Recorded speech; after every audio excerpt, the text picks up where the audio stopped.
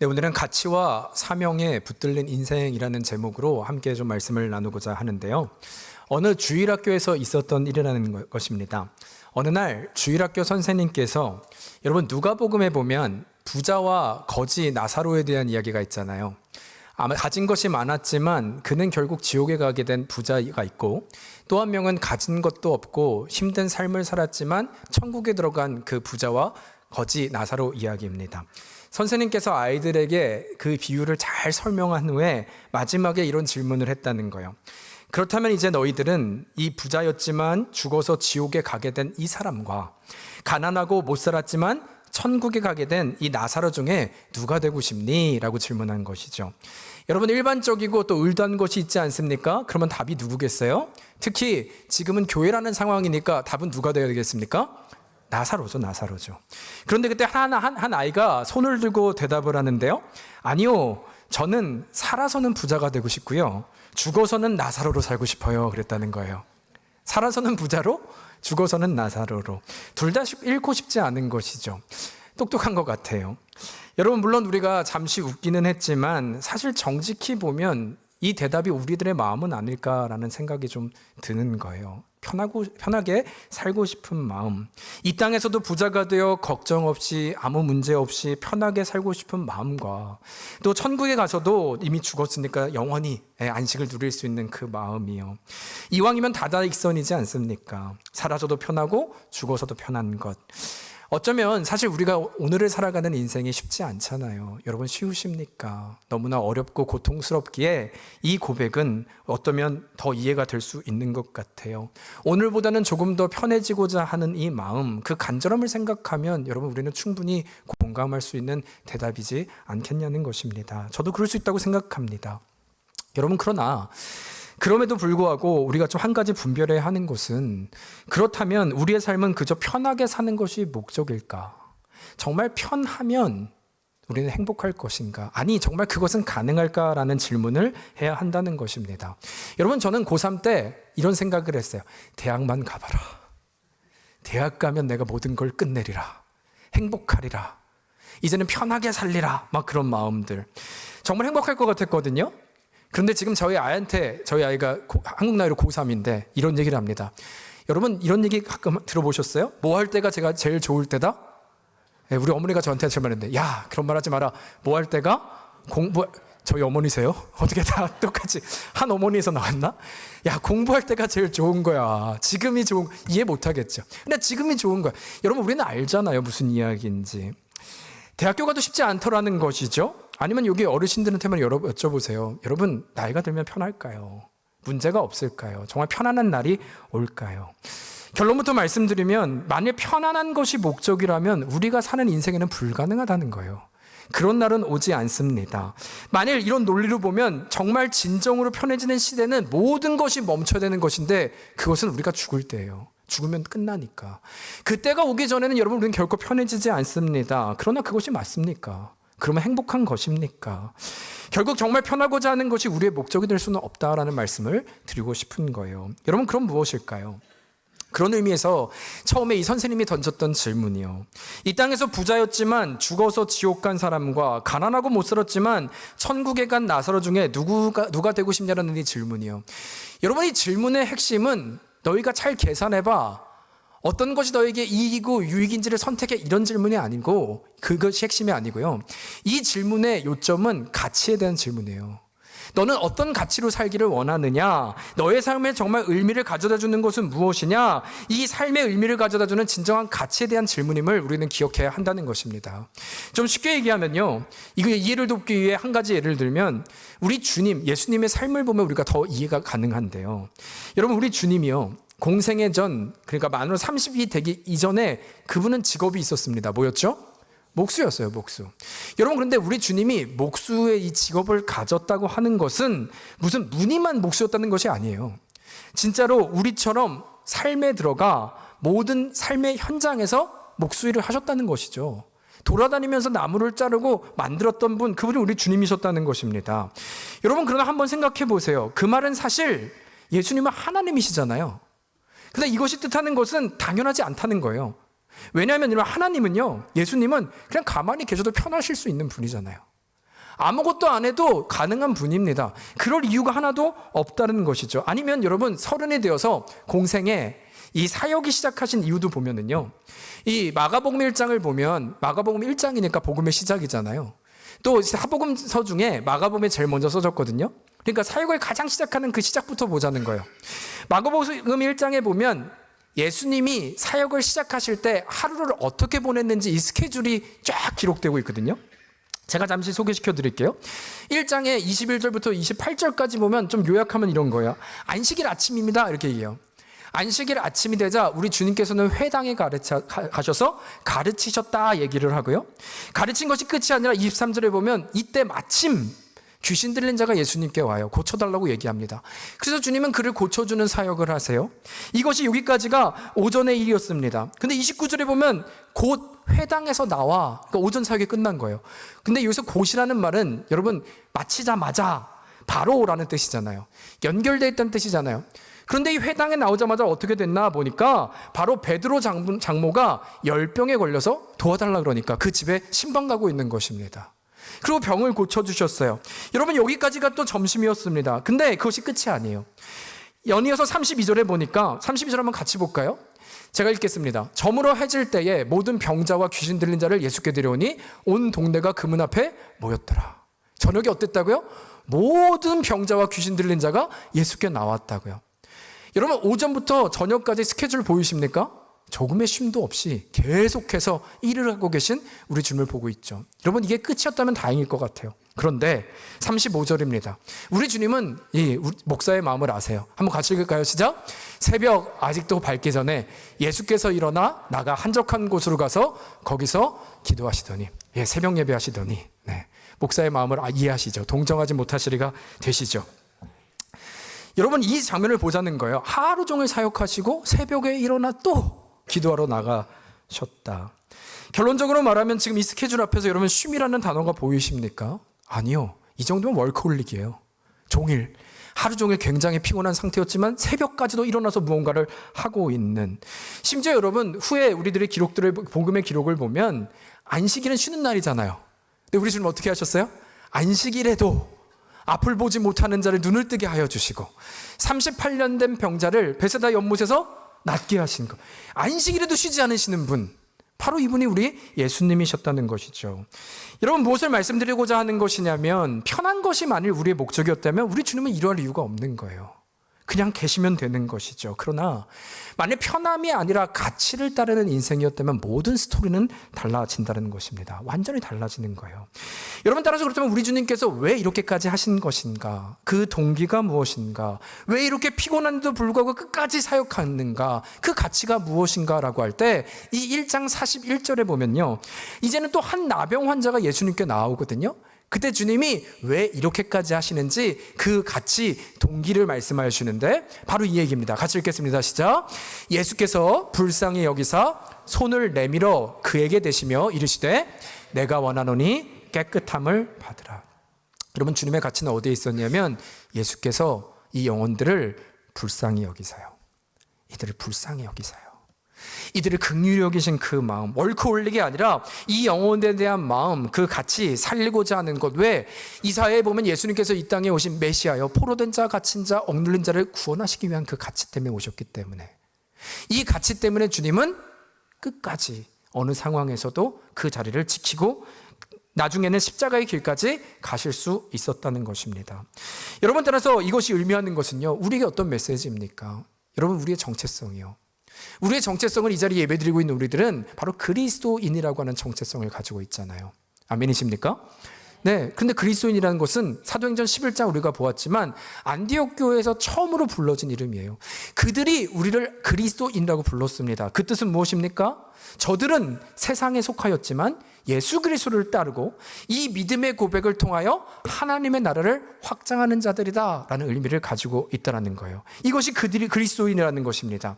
다시 말하면 이 세상을 사는 동안 많은 것을 소유했지만 아무리 부자라 할지라도 구원받지 못한 인생을 따라가는 것이 아니라, 때로는 가지지 못하고 고난과 환난과 쉽지 않은 인생을 산다 할지라도 그럼에도 구원받은 이 자녀로 살아가는 것, 그 가치를 알기에 끊임없이 주 앞에 나아가는 인생, 그것이 바로 우리의 정체성임을 말하고 있는 것이죠. 여러분, 따라서 우리가 이것을 아멘으로 받았다면 이 시간 우리가 기억할 것은 바로 이 신앙의 고백이요, 주의 자녀란 영원한 가치를 가지고 나를 어둠에서 불러내어 주의 자녀 삼으신 그 주님을 기억함으로 그 가치와 사명 앞에 편안함을 원하는 인생이 아니라 그 가치를 붙들고 끝까지 예배자로 살아가는 것, 이 시간에 그 예배라면 그 온전한 사명과 가치를 가지고 예배하는 것, 이것이 바로 예배 나가는 여러분과 저의 고백이 되기를 주의 이름으로 축원합니다. 근데 이것이 우리의 목적이라는 거예요. 그 가치를 말하는 것입니다. 여러분, 그렇다면 이 시간 이러한 전제를 가지고 우리가 좀 한 가지를 먼저 보았으면 좋겠는데요, 무엇보다 말씀드린 대로 이 가치와 사명을 붙들고 나아가는 것이 우리라고 할 때 가장 먼저 중요한 것은 이 세상의 본질이 무엇인지 알아야 우리는 나아갈 수 있다는 것입니다. 이 세상이 무엇으로, 또 이 세상이 무엇에 의해서 갖추고 있는지 이 본질을 우리는 반드시 분별해야 한다는 것이죠. 실제로 오늘 본문을 보면요, 지난 시간과 연이어 이 3차 전도여행 중 특히 에베소에 여전히 머물고 있는 바울을 보게 됩니다. 사실 이 바울이야말로 우리가 아는 것처럼 이 사명과 가치를 가지고 이 자리까지 오지 않았습니까? 수많은 핍박이 있고 어려움이 있었지만 그래도 이 가치가 그를 붙들 수 있었던 것이죠. 그런데 이러한 사건 가운데 20절에 보면 이런 고백을 해요. 그래서 지난 시간 기억하시죠? 어떻게 결론이 났느냐? 이와 같이 주의 말씀이 힘이 있어 흥왕하여 세력을 얻으니라. 어려움이 있었지만 그 사명과 가치를 붙들고 나간 결과 흥왕하여 말씀이 부응하였다. 그것을 지난 시간 우리가 보았다는 것입니다. 여러분, 그런데 이런 분위기에서 오늘 어떤 한 사건이 일어나는데요, 바로 23절에 보면 이렇게 시작을 해요. 그때쯤 되어 이 도로 말미암아 적지 않은 소동이 있었으니 라고 말을 하고 있어요. 그런데 여기서 이 구절을 다시 보면 이때쯤 되어 이 도라고 할 때 이 도는요, 바로 바울 사도가 말한 복음을 의미하는 거예요. 복음이 전해지자 소동이 있었다라고 말을 하는 것입니다. 여러분, 그러나 이 말을 다시 한번 생각해 보세요. 이 의미가 참 모순적이고 아이러니한 것은, 여러분, 전한 복음이란 뜻은, 복음은 좋은 소식이잖아요. 굿뉴스잖아요. 그렇다면 전해지는 것은 너무나 좋은 소식인데 소동이 일어날 일이 아니라는 것이죠. 따라서 이것이 굉장히 역설적인 것은 좋은 소식이 전해지는데 그것이 소동이 일어났다. 이것은 무언가 말이 안 되는 상황이 지금 일어나고 있는 것을 증명하고 있는 것입니다. 여러분, 따라서 이 말이 안 되는 일이 일어났다라는 것은 또한 우리에게 어떤 메시지를 주고 있는 것이냐면 눈에 보이는 것이 다가 아니라는 거예요. 지금 보이는 것은 눈에 보이는 현상이 다가 아니라 뭔가가 있다는 것이고, 이 뭔가는 바로 이 현상을 지배하고 있는 어둠의 권세가 있는 것을 우리는 기억해야 됨을 말씀하고 있다는 것입니다. 여러분, 어둠의 권세가 있다면 복음이 전해지고 좋은 소식이 있을 때 당연히 반발이 있지 않겠습니까? 이 모순적이고 아이러니한 상황이 이해될 수 있다는 것이죠. 여러분, 그래서 실제로 보세요. 이것이 정말 맞는 것, 어둠의 권세가 지배하는 것이 타당한 이유는, 첫 번째, 말씀드린 대로 복음이 있는데 어떻게 좋은 소식이 있는데 소동이 있어요? 이건 말이 안 되죠. 어둠의 권세가 있기 때문이죠. 아니면 여러분, 두 번째요, 지금 마치 이 현상만 보면 소동을 일으키는 주체가 사람들로 보입니다. 사람들이 일어나 소동을 만들고 그의 사람들, 바울과 동역자들을 끌어서 지금 고난을 주고 핍박을 주고 있는 상황이에요. 그런데 여러분, 32절을 보시겠어요? 32절에 이들의 본체가 드러나는데 이렇게 얘기를 해요. 사람들이 외쳐 어떤 이는 이런 말을, 어떤 이는 저런 말을 하니 모인 무리가 분란하여 태반이나 어찌하여 모였는지 알지 못하더라. 이런 무슨 말입니까?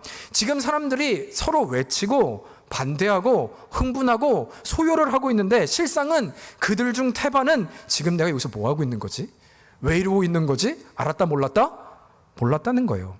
여러분, 이것이야말로 사람이 하는 것이 아니라 무언가에서 조종되고 어떤 자극에 의해서 소요하고 있는 어둠의 권세가 존재한다는 것을 증명하고 있다는 것이죠. 내가 지금 왜 이러고 있는 거야? 아무도 몰랐다는 거예요.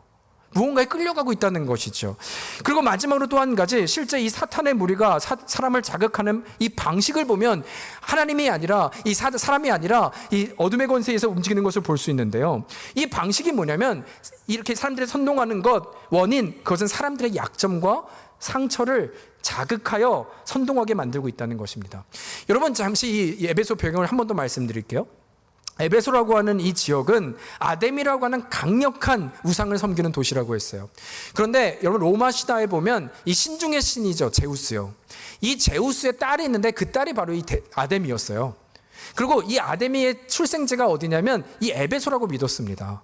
그러니까 사람들이 그도 이 아뎀이라고 하는 이 신은 풍요의 신이거든요. 그를 즐겁게 하면 우리가 부를 누리고 자녀를 얻고 뭐 이런 뜻입니다. 그러다 보니까 사람들이 얼마나 많은 사람들이 이 아데미를 섬기기 위해서 헌금을 하고 그들에게 물질로 복을 받기 위해서 모여들었겠어요. 관광지가 된 것이죠. 그러다 보니까 그곳에 많은 신전이 있었고 또 많은 이 신상을 만들었을 뿐만 아니라 여러분 우리도 관광지 가면 기념품 만들잖아요. 이 아뎀이 작은 신상의 기념품까지 만들어서 판 거예요. 그러니까 그 도시는 마치 관광 도시였던 것이죠.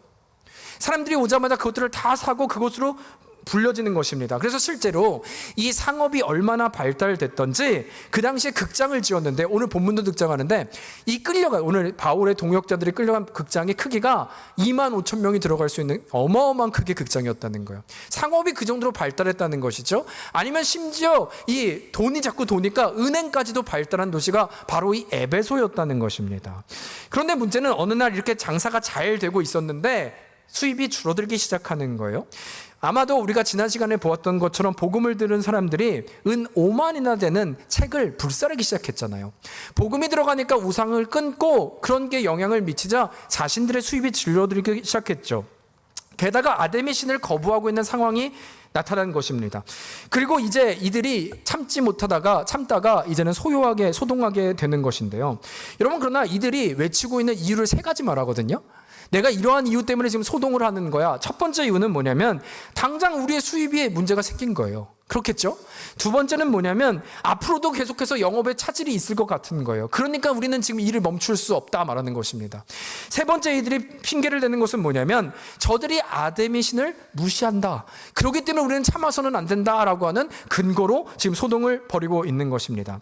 여러분, 그러나 지금 이유를 다시 한번 보세요. 우리가 분별해야 하는 것은 말로는 이 세 가지 이유 같지만 결국은요 한 가지를 얘기하는 거예요. 한 가지 자극에 의해서, 사람이 아니라 어둠의 권세에 의해서 된다는 거죠. 그 근거를 말하고 있잖아요. 이 문제가 돈이 아니라 여러분 결과가 아직 일어나지도 않았죠. 미래가 어떻게 될지도 모르죠. 근데 이들이 지금 흔들리고 있다는 것은 일어나지도 않은 일에 자극을 받고 있는 거잖아요. 이것은 정확하게 말하면 두려움이라고 하는 것에 자극을 받고 있는 것이죠. 이들의 상처요, 연약함이요. 어둠의 것은 정확히 그들의 약점을 압니다. 그것을 찔러서 우리를 두렵게 하고 오늘을 견디지 못하게 하고 큰일이 날 것처럼 조바심을 내게 하는 그것으로 지금 그들은 흥분하고 있는 것입니다. 여러분, 게다가 마지막은 저들은 아데미를 거부하잖아요. 여러분, 이것이 이유가 될까요? 언제부터 이들이 아데미를 이렇게 섬겼나요? 언제부터 이들이 이렇게 신앙심이 좋았나요? 오히려 아데미를 이용해서 돈을 벌었던 자들이 이들이지 않습니까? 그런데 결론을 보자는 거예요. 결과만 보면 자신은 다 속이고 누구의 이름만을 높이고 있어요? 아데미요. 누가 원하는 거예요? 사탄이 원하는 거죠. 아뎀이라는 이름을 핑계를 대고 있지만 결국 그의 이름을 속이는 것, 그의 이름을 높이지 않고 무시하고 있지 않습니까? 우리는 아데미 신을 섬겨야 됩니다. 여러분, 하나님이 아니라 우상을 섬기게 하는 것, 이것이 어둠의 권세의 사탄의 최종 목적이지 않습니까? 절실하게 이 상황 가운데 무엇이 원인이었는지를 여실히 드러내고 있는 것이죠. 여러분, 사람이 이룰 수 있는가라고 할 때 그럴 수 없는 거예요. 이것은 사람의 문제가 아니라 어둠의 영, 사람의 문제가 아니라 전쟁은 하나님께 속해 있는 어둠의 영, 우리가 이것을 분별해야 한다는 것입니다. 여러분, 따라서 에베소서 6장 10절에서 12절을 보면요 아주 분명하게 말씀을 하세요. 이렇게 얘기합니다. 끝으로 너희가 주 안에서와 그 힘의 능력으로 강건하여지고 마귀의 간계를 능히 대적하기 위하여 하나님의 전신갑주를 입으라. 같이 읽을까요? 시작. 우리의 씨름은 혈과 육을 상대하는 것이 아니요 통치자들과 권세들과 이 어둠의 세상 주관자들과 하늘에 있는 악의 영들을 상대함이라. 여러분, 너무나 정확히 말씀하시죠? 먼저 우리의 싸움은 혈과 육의 싸움이 아니다. 사람과 사람의 싸움이 아니라는 거예요. 오해하지 말라는 거예요. 착각하지 말라는 거예요. 사람이 우리를 자극하는 것 같죠? 그러나 그것이 아니라 결과를 보라는 거예요. 아데미를 두려워하게 하는 우리를 요동치게 하는 그 주체가 있음을 말하고 있는 것이죠. 너의 약점과 상처를 이용해서 우리를 흔들게 하는 그 권세가 있다. 아무런 근거도 없이 소동케 하는 어둠의 세상 주관자들과 악의 영들을 분별해야 한다라고 우리에게 말씀하고 있다는 것입니다. 여러분, 따라서 우리 가운데 우리 교회도요 기억해야 된다는 거예요. 이 땅의 교회를 기억해야 된다는 것입니다. 동일합니다. 복음이 전파돼요. 여러분, 진리가 선포됩니다. 무조건 좋을까요? 아니, 지금 그 얘기를 하는 거예요. 좋을 수 없다. 왜? 사람이 아니라 어둠의 권세가 있기 때문에. 이때 여러분 무엇을 분별해야 된다고요? 어떻게 해야 된다고요? 우리의 자리는 이것을 분별해야 된다고요. 혈과 육의 싸움이 아니라 어둠의 권세가 있음을 기억해야 한다는 거예요. 통치자들과 권세들과 이 어둠의 세상 주관자들과 하늘에 있는 악의 영들임을 분별해야 되는 것, 이것이 바로 여러분과 저의 자리인 줄 믿습니다. 여러분, 그러나 이때 우리가 겁먹을 필요는 없어요. 아니면 오히려 그래서 더 잘 된 걸 수도 있어요. 왜냐하면 여러분 요즘 보니까요, 뉴스를 보면 총기 사고도 너무나 많고 사건 사고가 너무나 많잖아요. 저는 그걸 보면서 사실은 귀신이 무서운 게 아니라, 귀신은 하나도 안 무서운데 사람이 무서워요. 잘못 길을 가다가 어떻게 될까 봐 사람이 더 무섭더라고요. 여러분, 그러나 말씀드린 대로 이 모든 원인이 어둠의 권세라면요, 물론 여러분과 저는 우리의 힘으로 이길 수 없습니다. 그러나 우리 안에 누가 계시냐면, 우리에게는 사망 권세 이기신 예수 그리스도가 우리와 함께 하시는 줄 믿습니다. 그 주님이 이미 어둠의 권세를 이겼어요. 십자가에서 죽음을 이겼다는 건 어둠의 권세가 죽음의 권세이기에 그분이 이 어둠의 권세를 이미 승리하신 줄 믿습니다. 그러면 그 이름을 붙들고 우리는 선포하는 거예요. 그 보혈의 능력으로는 나아가는 겁니다. 어떻게 해요? 진리의 허리띠를 띠고, 이 다음 구절을 드리잖아요. 진리의 허리띠를 띠고, 의의 흉배를 쓰고, 구원의 투구를 쓰고, 복음의 신발을 신고, 믿음의 방패를 들고, 성경의 겁을 들고, 이 전신갑주를 갖고 나아가면 어둠의 권세가 이기지 못한다. 성경은 우리에게 약속하고 있는 줄 믿습니다. 여러분, 분별하세요. 분별은 이미 승리가 정해진 줄 믿습니다. 어둠의 권세가 끝나는 것입니다. 여러분, 어둠의 전쟁 기억할 때 이 분별함, 그러나 예수 그리스도의 이름과 이 진리의 허리띠와 전신갑주로 승리하는 여러분과 제가 되기를 주의 이름으로 축복합니다. 여러분, 그런가 하면요, 두 번째는요, 그러면 이 분별한 다음에 전신갑주를 입고 승리하는 것은 어떻게 하냐는 거예요. 이 분별한 다음에 그 다음은 무엇인가? 이 어둠의 권세를 분별했다면 그 다음은 무엇인가라고 할 때요, 이 어둠의 실체 앞에서 우리는 어떻게 대응하는가, 그 질문을 하게 될 때 29절에서 31절을 보면 이들이 승리한 방식을 보여주고 있습니다. 29절부터 제가 읽을게요. 온 시내가 요란하여 바울과 같이 다니는 마게도냐 사람 가이오와 아리스다고를 붙들어 일제히 연극장으로 달려 들어가는지라. 바울의 백성 가운데로 들어가고자 하나 제자들이 말리고, 함께 읽을까요? 시작. 또 아시아 관리 중에 연극장에 들어가지 말라 권하더라. 여러분, 말씀드린 것처럼 사단의 목적은 너무나 분명합니다. 이 땅에 소동을 일으켜서 우리의 마음을 요동하게 하려는 거예요. 두렵게 하고 무너지게 하는 것에, 파괴하는 것에 있다는 것입니다. 그런데 지금 그 상황이라는 것이죠. 이제 바울과 함께 복음을 전했는데 그의 동역자였던 가이오와 아리스다고를 이들이 붙잡았어요. 그리고 말씀드린 그 25,000명이 모이고 있는 극장으로 끌고 가고 있는 상황이 일어난 것입니다. 여러분, 평소에 바울이었으면 어떻게 했냐면 그의 성질에 의하면 바로 들어갑니다. 지금도 그러려고 그랬어요. 바로 들어갑니다. 한번 시시비비를 가려보자는 거예요. 변론하자. 이것이 바울의 스타일이죠. 한번 해보자. 충분히 여러분, 바울이면 이길 수 있지 않습니까? 가능하지 않습니까? 그는 들어가는 것이 맞다는 것이죠. 그런데 놀라운 것은 하나님은 갑자기 평소에 그와 다르게 사람들을 통해 바울을 막습니다. 멈추게 하셨다는 거예요. 그런데 이게 놀라운 일이 한 가지 발생하는데요, 오늘의 결론을 보면 바울이 시시비비를 가리고 변론을 잘 해서가 아니라 바울과는 전혀 상관없이 로마의 서기장이 이 무리 앞에 등장을 한 후에 그 결론만 말씀드릴게요. 41절입니다. 41절에 이렇게 말해요. 이에 그 모임을 흩어지게 하니라. 바울이 한 게 아니라 이에 그 모임을 흩어지게 하였다라고 말합니다. 여러분, 무엇을 말씀드리고 싶냐면요, 이 사단의 공격이요, 이 사단의 패턴 앞에서 우리의 반응은 무엇이냐면 결코 사단이 원하는 것을 주서는 안 된다는 거예요. 사단은 우리를 자극하고 반응하길 원하지만 우리는 그 반응을 줘서는 안 된다. 여러분, 실제로 예수님께서 공생애를 시작하실 때 바로 이 진리를 말씀하시는데, 공생애를 시작하시기 전에 광야에서 3가지 시험을 사탄에게 받으시잖아요. 기억나시죠? 여러분, 이때 그 첫 번째 시험 기억하십니까? 사탄이 이렇게 말을 해요. 내가 만일 하나님의 아들이거든 이 돌들로 떡덩이가 되게 하라. 여러분 기억하시죠? 네. 그때 우리가 좀 먼저 기억해야 될 것은, 여러분 지금 이 시험의 내용이요, 우리가 착각하지 말아야 될 것은 이것이 왜 시험이냐면, 우리 주님께서 40일간 금식을 하신 이후에 너무 배가 고프니까 배가 고픈데 갑자기 사탄이 나타나는 거예요. 배고프시죠? 그럼 이 돌들을 떡덩이로 해서 드세요. 배고픈데 마침 잘 됐네요. 여러분, 만일 예수님이 내가 너무 잘 됐다, 배고픈데 그래 이걸 떡덩이가 돼서 돌을 떡덩이로 해서 먹어볼까? 근데 내가 이걸 먹으면 지는 것입니까? 여러분, 그것을 얘기하는 것이 아닙니다. 이것이 시험이 아니에요. 왜냐하면 그것이 말이 안 되는 것은 현실적으로 상식적으로 봐도 여러분, 금식 지금 중간이라고요? 금식이 끝난 후라고요? 끝난 후라고요. 여러분, 금식 중에 음식이 땡기면 유혹이죠. 근데 금식이 끝났어요. 이게 유혹입니까? 아니죠. 여러분, 금식 중에 금식이 끝났어요. 근데 누가 막 먹는 것 같고 약 올려요. 먹으면 되죠. 그게 무슨 길티 필링, 이게 무슨 시험입니까? 그렇지 않다는 거예요. 그러면 두 번째로, 사탄이 그래도 돌로 떡덩이가 댁에서 먹으라고 했었는데 그거를 내가 순종해서 먹으니까 꼭 진 것 같습니까? 내가 자존심 상해서 내가 그럼 시험에서 진 건가? 지금 그 얘기를 하는 것인가? 아니라는 거예요.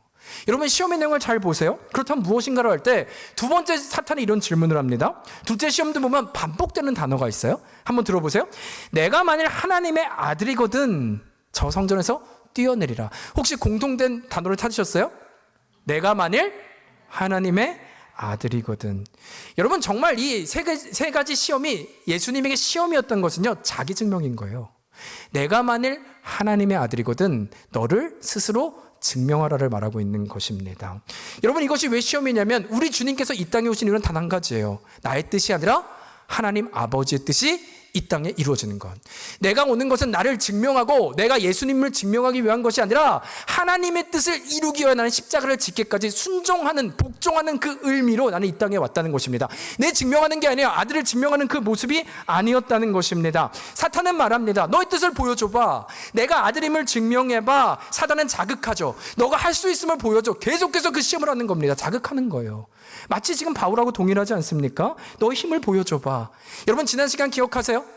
바울이 열심히 작업을 하고 있을 때 그가 메고 있던 앞치마와 손수건을 얹기만 해도 귀신이 떠나갔다. 능력이 보여졌다. 이 모습에 사탄이 자극하는 것이죠. 한번 보여줘봐. 너의 힘을 보여줘봐. 그 앞치마면 된다며. 저들이 다 끌려간 그곳에서 너가 한번 한 것, 그 기적 보여주고 하나님의 역사심을 보여줘봐. 여러분, 얼마나 큰 유혹이 될 수 있습니까? 기적이 일어나는 것, 자신을 증명하는 것, 그 자극을 한다는 것이죠. 여러분, 그러나 우리 주님이 이때 이 세 가지 시험 앞에 어떻게 승리했는지를 우리는 기억해야 한다는 것입니다. 우리 주님은 결코 사단이 원하는 답을 주지 않았다는 거예요. 그 말은 반응하지 않았다는 것입니다. 사단이 원하는 것 앞에서 절대 반응하지 않았다는 거예요. 그러나 무엇으로 승리했나요? 우리가 잘 아는 말씀이죠. 사람이 떡으로만 살 것이 아니라 하나님의 입으로서 나오는 하나님의 말씀으로 살 것이니라. 또 성전에서 뛰어내라 명하니 이는 주께서는 반복하셔서 말할 때 기록하였으되라고 해요. 기록은 뭐예요? 하나님의 말씀이죠. 주 너의 하나님을 시험하지 말라. 또 세 번째 우리에게 주신 말씀이니까 마태복음 4장 10절인데요. 한번 같이 읽겠습니다. 시작. 이에 예수께서 말씀하시되 사탄아 물러가라. 기록되었으되 주 너의 하나님께 경배하고 다만 그를 섬기라 하였. 여러분, 무엇으로 승리하셨습니까? 세상의 방법, 사탄이 원하는 반응이 아니라 기록되었을 때 그들 앞에 반응하는 것이 아니라 세상과 다른 방법, 그 말씀 앞에서 하나님이 이루실 것을 믿고 순종하며 오늘 내 마음을 지키고 나아갔던 것. 그러나 그것만으로도 충분히 어둠의 권세를 이겼음을 우리에게 증명하고 있다는 것입니다. 여러분, 그래서 오늘도 이 37절을 한번 보세요. 이들이 어떻게 살았는지를 보여주는데요. 37절 보면 이렇게 얘기해요. 신전의 물건을 도둑질하지도 아니하였고 우리 여신을 비방하지도 아니한 이 사람들을 너희가 붙잡아 왔으니.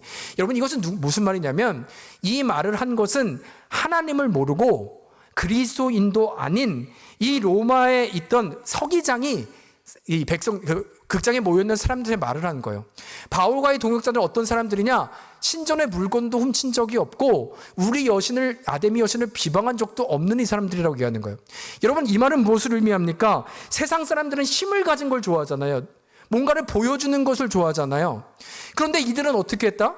자신의 뜻을 보여주는 것이 아니라, 우리가 힘이 있고 하나님의 능력 있는 것을 보여준 것이 아니라 또 피켓을 들고 저 아데미는 잘못했습니다, 그들을 끌어내리고 무슨 육체적으로 뭘 한 게 아니라 반응하지 않은 거예요. 여러분, 하나님의 이름을 기억한다는 것은 세상에서 무슨 우리 힘을 보여주고 저 우상신을 우리가 물리적으로 끌어내는, 아니요, 그럴 필요가 없어요. 이미 하나님은 승리하신 줄 믿습니다. 그 말을 하는 게 아니에요. 그러나 하나님을 믿고 그 안에 이들은 세상과 다른 방법으로 말씀으로 나아가기 시작했을 때 승리하였음을 세상도 고백하고 있다는 것이죠. 이것을 기억해야 한다는 것입니다. 여러분, 제가 이번 주 수요일에 좀 이런 말씀을 드렸어요. 어떤 다큐를 보니까요, 북극에 빙하가 있더라고요. 근데 이 빙하가 요새 온난화 때문에 많이 깨지더라고요. 그래서 굉장히 큰 이 조각이 탁 쫙 떨어져가지고 여러 조각들이 한 방향으로 가는데 여러분 보시기에 이렇게 오른쪽으로 막 가더라고요. 보니까 바람이 글로 부는 거예요. 그러니까 바람의 힘이 세죠. 그 큰 조각도 다 흘러가게 하니까. 근데 그 순간 어느 순간에 이 카메라가 그와는 비교할 수 없는 아주 작은 얼음 조각을 보여주는데요. 왜냐하면 너무 신기한 것이 그 큰 조각들도 다 이쪽 방향으로 가는데 이 작은 조각만큼은 이 바람의 방향을 거슬러서 반대로 가고 있는 거예요. 너무나 신기하잖아요. 크지도 않고 작은 조각이 어떻게 그럴 수 있을까? 그래서 그 다큐멘터리에서 잠수부를 이 물 밑으로 보냅니다. 도대체 물 밑에서 무슨 일이 일어나고 있는 건가? 놀라운 것은 잠수부가 밑에서 카메라를 비추니까요. 위에서는 아주 작은 조각일 뿐인데 밑에 가보니까 여러분 예상하셨듯이 어마어마한 빙하가 있었던 거예요. 더 놀라운 것은 위에 보이는 현상만으로는 이들은 바람 위에서 움직이는데 이 겉으로는 작아 보이지만 밑에 어마어마한 빙하는요, 바람에 흔들리고 요동하는 게 아니라 저 깊은 바다의 뿌리요, 감히 위에서는 다가갈 수 없는 아주 깊은 이 뿌리의 조류에 의해서 반대로 가고 있는 거예요. 세상에 보이는 방향이 아니라 뿌리의 방향에 흔들리지 않고 내가 가야 할 방향으로 거슬러 올라가고 있다는 것입니다. 여러분, 그런데 그 장면을 보는데요, 저게 막 감동이 오는 거예요. 그 조각이 마치 우리들의 모습처럼 보였기 때문입니다. 여러분, 우리 그리스도인이 누굴까요? 저는 어쩌면 이 조각이 아닐까 하는 것입니다. 세상 앞에서나 또 요동할 수밖에 없는 이 상황 앞에서 우리는 분별할 뿐 아니라 세상에 말하는 바람에 몸을 맡기는 인생이 아니라 세상 이해하지 못하지만 깊은 뿌리를 내리고 있잖아요. 보이지 않지만 예수 그리스도의 말씀에 깊은 저 바다의 조류에 있듯이 주님께 뿌리를 내리고 있는 우리들, 그 말씀에 세월은 가고 풀은 시들고 꽃은 시드나 말씀은 영원하다고 하는 그곳에 뿌리를 내리고 그리스도인으로 살아가는 이들이 바로 우리이지 않습니까? 그래서 감동이 되는 거예요. 놀라운 것은 그때 조금 전 고백한 것처럼 41절이요, 그 모임을 흩어지게 하니라. 우리가 아니라 그 뿌리를 내리고 있을 뿐인데 하나님은 역사하시더라, 그것을 보게 하신다는 것이죠.